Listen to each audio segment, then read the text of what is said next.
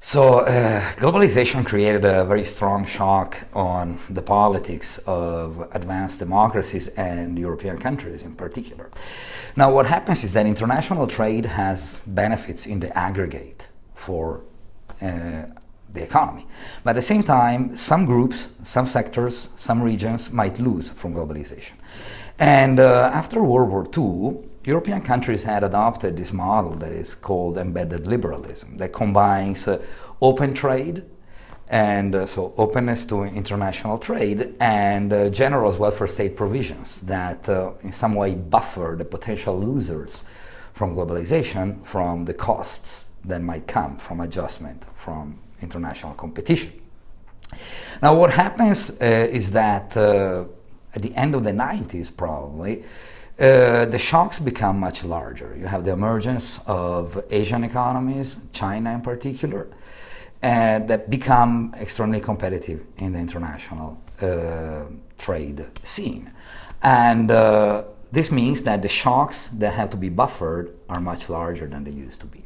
At the same time, also capital movement is liberalized. So it becomes harder for governments to tax profits, because capital might flee a country that doesn't reduce taxes.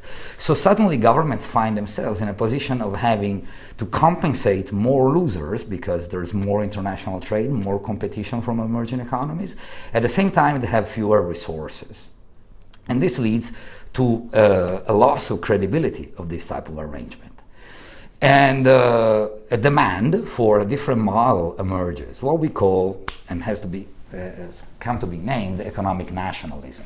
This is an economic model that combines protection from international trade, so closing borders to foreign goods and services, and at the same time forgetting about the welfare state. There is no longer considered a viable alternative or a viable, efficient way of compensating losers. And this type of political demand is interpreted by radical right parties in particular. And the master narrative that keeps together this type of policy proposal is that of nationalism, of isolationism. And this means that projects that rely on international cooperation, like the European Union project, are under threat, because parties that propose to leave the Union, parties that propose to reduce the importance of the Union are becoming more and more successful among voters, and this casts a very dark shadow on the future of the European project.